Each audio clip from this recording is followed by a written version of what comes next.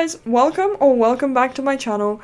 Today I wanted to talk about some of my recent favorite art supplies. As someone who's been drawing for about 10 years now, I have tried my fair share of art supplies and these are my current favorites. I'm going to include one bonus dishonorable mention of something I regret buying, so stay tuned for that, and let's get right into the video. So the first thing I wanted to talk about is my current sketchbook. As you can see, it is a A4 simple black sketchbook. It's from Hema, which is a Dutch shop, I believe, but we have it here in England. I really liked how simple this sketchbook was, and because it's not super expensive, the paper's just, I don't know, pretty simple. It's slightly better than printer paper, though I'm not even convinced it is. It's just very simple. I wanted something slightly bigger, and as you can see, I haven't really finished any of the pages because I'm not used to drawing in such a big sketchbook. So because of that, because I was like, oh my god, I'm not finishing any of these pages, I actually bought another sketchbook to have alongside it. This one I got from Tokyo, and it's like the most popular sketchbook among Japanese people, I guess. It's got very different paper, but it's still quite thin. I like this one because I don't feel precious about it at all, and like I just kind of, you know, draw whatever, and I really enjoyed that. Drawing something is better than not drawing at all. Honorable mention goes to this sketchbook, which is the one I usually use. Like, I've gone through so many of these. I've also had these in A4, but I do like the small ones because if I do one little like silly doodle, I can easily fill up the rest of the page, whereas in a A4 sketchbook, you then have to fill up the whole sheet with little doodles, which gets kind of time consuming and ends up looking messy in my opinion. So filling up like a A5 piece of paper is quite easy for me. The only thing I will say is that as much as I love these sketchbooks and I love the feel of the paper, it kills your alcohol markers because it is quite porous. This is a Sakura poster color paint. I would describe it as basically being gouache. It's like, it dries up in the pot and then you just add water to it and it works fine. I've been using this paint for underpaintings a lot. I think I've seen a lot of artists use it as well, or use something similar. It works really well, it dries super quickly, and I think it creates a really cool effect, and if you can see it through your colors, it looks really cool. I actually have this paint in this color and then the three primary colors and black and white. And they're all super duper vibrant. Even though they're not neon, they're still really, really vibrant. So it's amazing for mixing because you can mix basically anything. I'm just going to show you an example. This is the red. You can see it's cracked a little bit. And I think it like even basically... Oh, I think I got it wet here. But you can see how vibrant it is and how cool it looks. I think I also used it for this painting.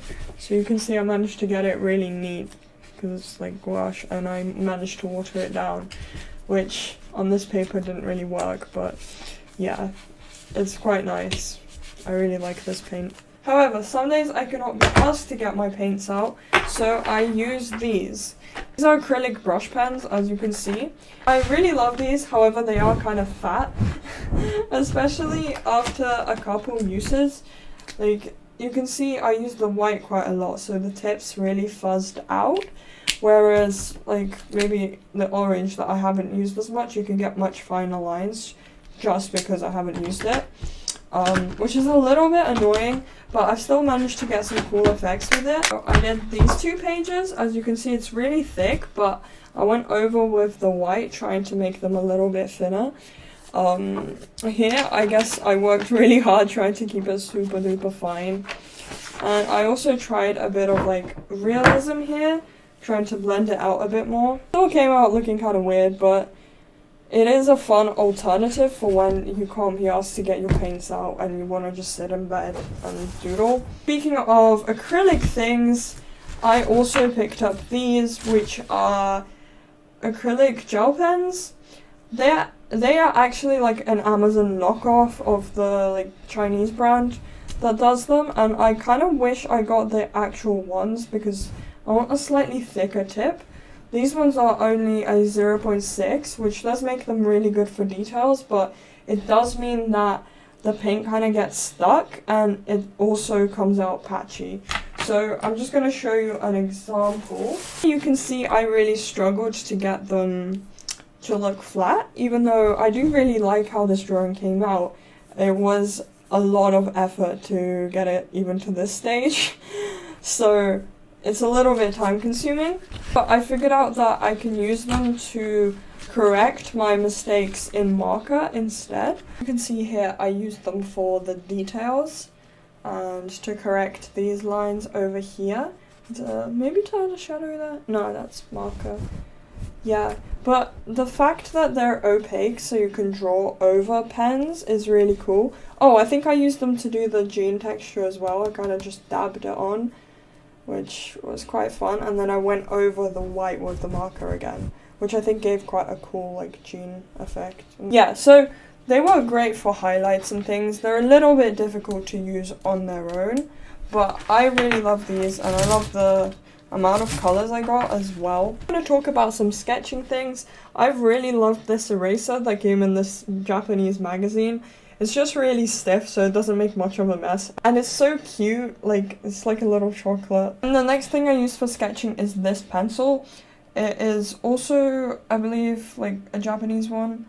It's from Zebra. It's a 0.5. I only have colored ink for it currently. Colored graphite for it currently, so I haven't been using it a crazy amount. But when you tip it upside down, the eraser comes out, and it, like, gets locked in place. So you can use it, but you don't have to like screw it out or like, you know, get it out in any way. It just comes out and you use it when you turn it around, which I think is really cool. And I love the grip on this pen.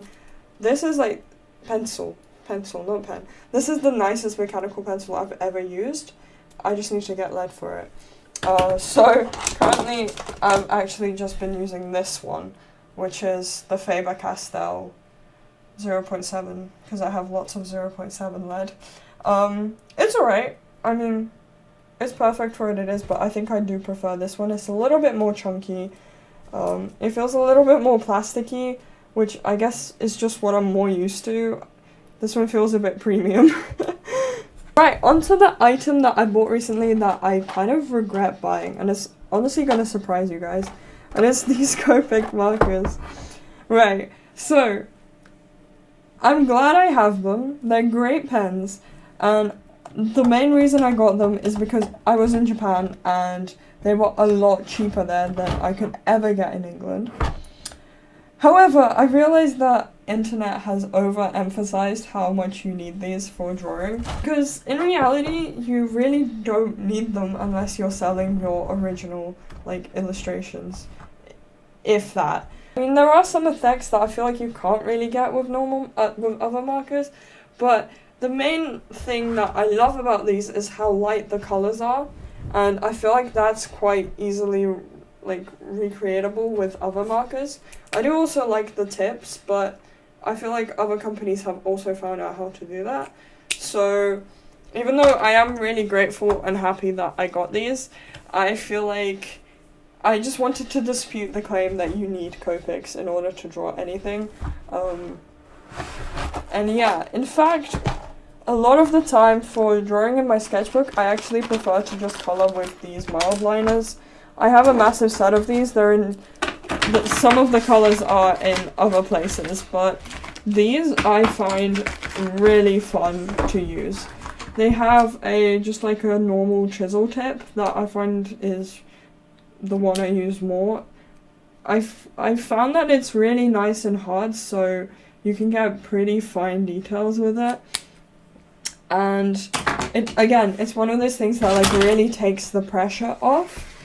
And I use them a lot. I also use them in conjunction with colored pencils.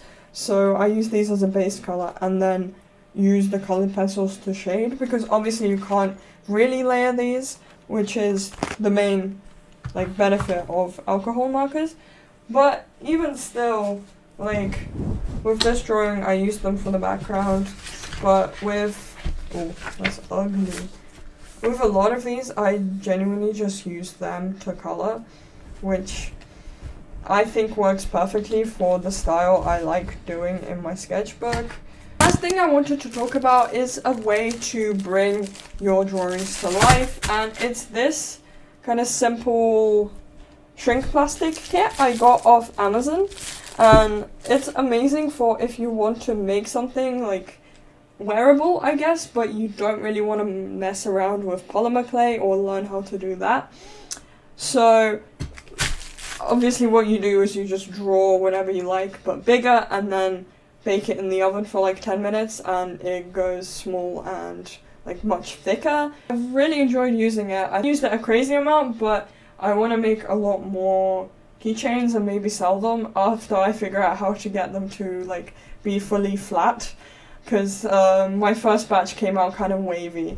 Yeah, I think this is a great way of, again, making your art 3D without actually having to learn how to make it 3D. But anyways, that's everything I had for you guys today. Let me know if you've tried any of these art supplies or if you would like to. And thank you so much for watching. Bye bye!